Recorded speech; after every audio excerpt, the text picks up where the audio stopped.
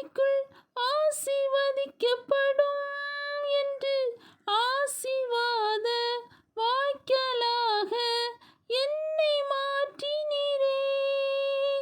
பூமியின் வம்சங்கள் உனக்குள் சந்ததிக்குள் ஆசீர்வதிக்கப்படும் என்று ஆசீர்வாத வாய்க்காலாக என்னை மாற்றினீரே.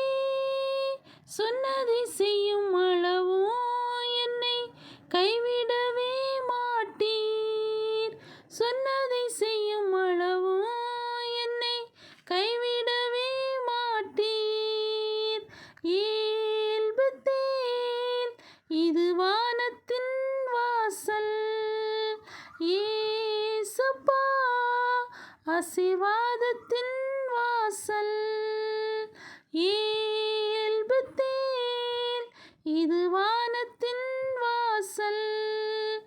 ஏசையா, ஆசீர்வாதத்தின் வாசல். தலை சாய்க்கும் கல் நீரையா